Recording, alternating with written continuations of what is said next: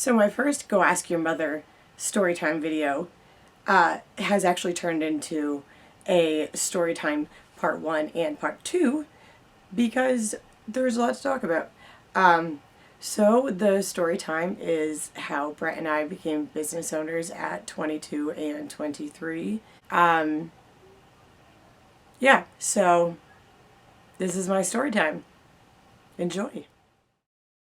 This is the video that I haven't been able to make. The story time today will be about Brett and I being business owners at such a young age, and how we came about being business owners in our early 20s, how we've made it 7 years, how the pandemic has gone, how it went during cancer treatment. And the reason why I really wanted to do this, especially a couple months ago, was because I've met a million fantastic people through COVID, through cancer treatment, during survivorship, and a lot of them knew bits and pieces of Brett and my story, but I don't know if I've ever shared from beginning to end how everything came about. So I've been wanting to do this and share this with my trauma bonding friends, and I just haven't been able to bring myself to do it. I'm sure, like everyone, the pandemic has just thrown everything off. Obviously, being a cancer survivor, I'm home constantly with all 4 of my kids, 2 of which are in school, early elementary, so and then the twins are 3, so they're not napping anymore. It's been really, really, really hard. My grandmother also passed away in January in a nursing home, so grief on top of all of that, and it's a really unusual type of grieving process because I haven't been able to see her for a year, and it's been really devastating. And so to anyone else who's grieving the loss of a family member in the last year or at all, I'm so sorry, especially if you haven't been able to see them because of circumstances. It hurts. But anyway, so I've been wanting to share our story, and then things have just progressively been more stressful and harder to deal with as a business owner, especially not directly being there.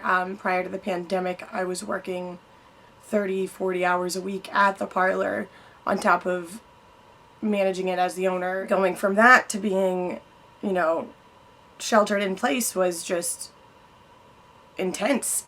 I feel so disconnected, and between not being there and having to take down our Facebook page for a while just because the politics of everything were getting really hard to deal with.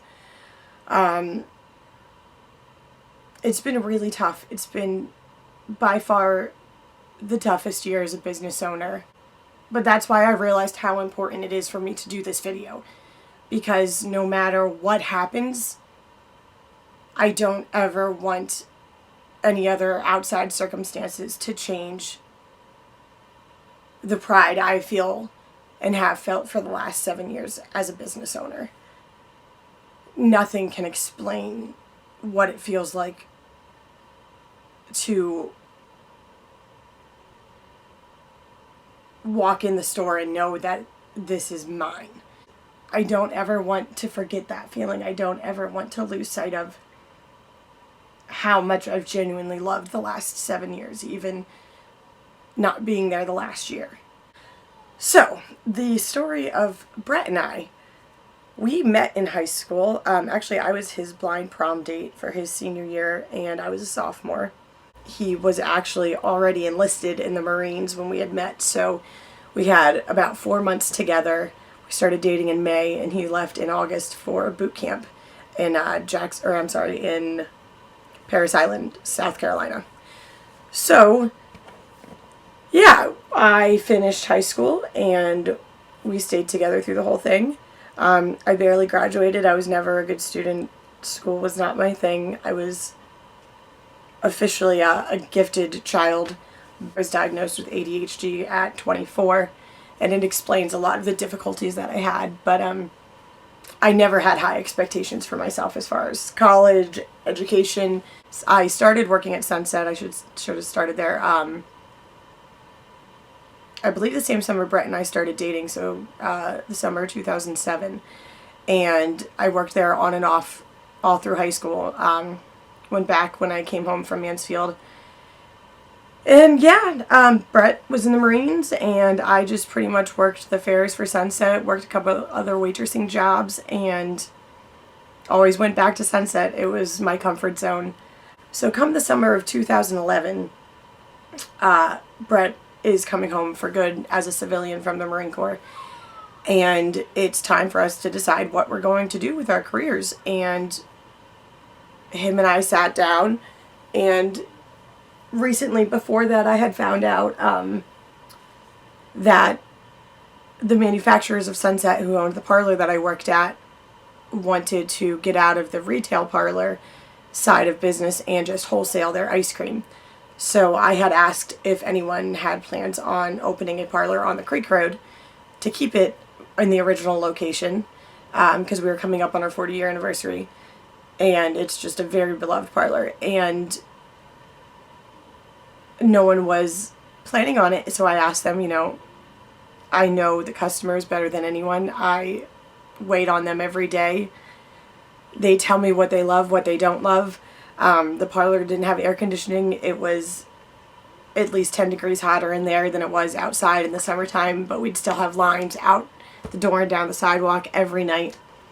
It was insanity all summer long, every summer, and I loved it. The girls I worked with pretty much were the same girls the entire time I was there, and we were like sisters.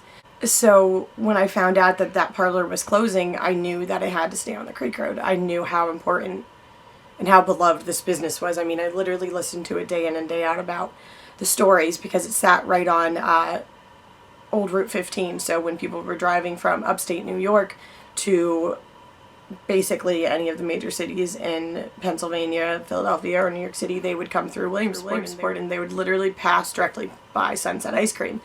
And they would tell me these stories year after year, and I literally became extremely close with the traveling customers, which is really, really cool.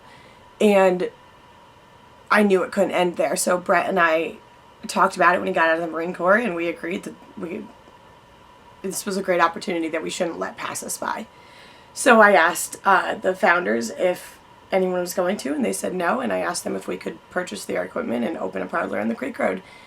And they had given us about a year notice before they closed, and so we started that year making it work. I started making lists of, what flavors sold extremely well, which didn't sell well, what hours we were slow, just really cracking down to a T what worked and what didn't. So Brett also started a construction job doing interior construction at local hospitals with his uncle. And so he was working full time as I started to prepare us for the opening our own parlor. We tried to get conventional financing from banks and kept getting turned down one after another. Conveniently, we also got pregnant with our first child during this point in time, so that was a surprise. And so I started going to bank meetings and meetings with landlords, pregnant and with my first child at 21 years old. And needless to say, they didn't really take us that seriously. So we never were able to get a conventional loan. Thankfully, Brett had saved money from his combat deployments, and we invested all of his savings that we had intended on saving for our family and starting our life together. We invested it into the parlor, and we did it. We were hoping to open that summer. The original parlor closed April 2013, and we opened up October 2013. Our son celebrated his first birthday in there. He took his first steps in our parlor. That's one of the best memories I think I'll ever have there, is that he took his first steps there. So yeah, the first year was amazing. Oh, we found out we were pregnant with Layla before we opened midsummer. So that was exciting all at once. The last thing we ever expected. And I was so worried that it was going to be the end of it, because how could we have 2 kids under 2 and a brand new business? But we did it. I had Gabe in there with me every day until I had Layla, and Brett took some time off work, and then he had Gabe in there, and we hired some employees and we made it work for a whole year. It was, I woke up a lot of mornings thinking, this is too good to be true. This is amazing. So during that year, we had decided to purchase a house. So we found a really nice little house super close to the parlor. And during that time frame, I had noticed that I had had a lump on my collarbone. And I had assumed that it was from nursing Layla, or, pulled a muscle or something. And we actually, I think we were going to look at our house, and we were in the car, and I said to Brett, feel this, isn't this weird? And he goes, yeah, that is strange. And I was like, huh, what if it's cancer? And he goes, you don't have cancer. And we were just joking. And we closed on the house in July, and within that month I called my GP about the lump that I had found, and that was it. The diagnosis process started for stage 2B of Hodgkin's lymphoma. I was diagnosed, I think, October 28th, 2014. So it was a year to the month that we had opened the parlor. Gabe had just turned 2. Layla was like 8 months old. It was nuts. I really didn't think we were going to keep the parlor, honestly. I didn't think there was any way we could keep the parlor. We had every intention of doing what we could, but we still needed Brett to have a full-time job to pay for kids. And luckily our employees were really awesome at the time. And I took off work, and he took off some work, and I was bald. And a lot of really amazing things happened during that time. I met my lymphomies, who are the most amazing group of people that I've ever met in my entire life. But cancer changed everything in my life. It changed my perspective on literally everything. For the first time, I really had to just stop and was forced to do nothing. And it was really hard, because I had just finally felt like I was succeeding at something. Because all through school and college, I wasn't doing enough. I wasn't good enough. I was too lazy. I was too mature. And finally, I felt like something was going right, and then cancer took that from me. I had told myself the day we had opened that no matter what happened, I would be so proud that we even got to opening, that, our inspections passed and we had all the right documents and everything else. No matter what happened, I would be so proud of that. So during that time, I actually had the opportunity to be on live television on ABC's The View, and won a cruise to the Caribbean, and that was amazing.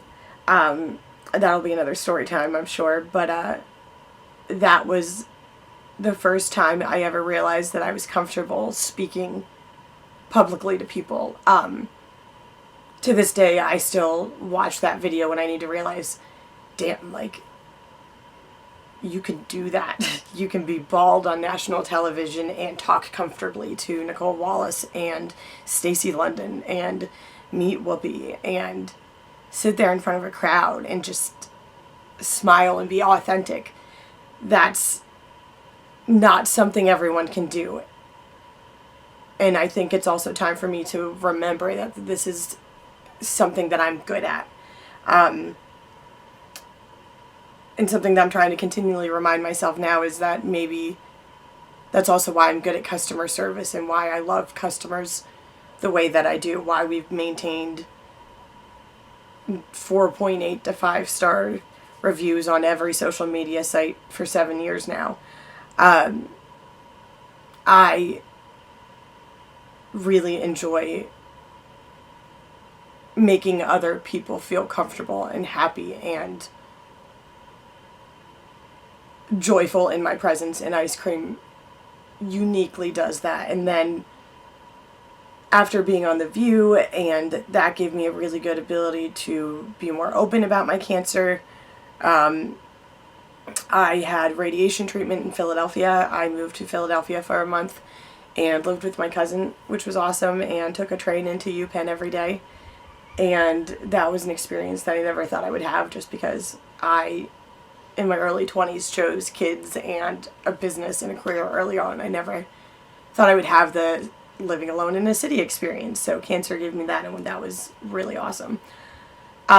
It's one of those weird things from cancer that, kind of like shaving your head bald, you don't think you'll appreciate later on, but it's something you would never do otherwise without cancer, and it's kind of exciting that you got to do it and say you did it, so I appreciate that. But yeah, so I did radiation treatment for a month, and I had horrible burns. It looked like I had been strangled alive. I had the opportunity to be on Good Morning America, which was super awesome, and see Florence and the Machine live. That was amazing. I got to bring one of my amazing lymphomies with me, Zoe, who's also the godmother of my twins now. And so yeah, cancer treatment was a lot of ups and downs. I mean, the biggest roller coaster I could have ever imagined, because there were so many amazing moments and amazing people met. And there was a lot of just heartache and trauma, and it was difficult.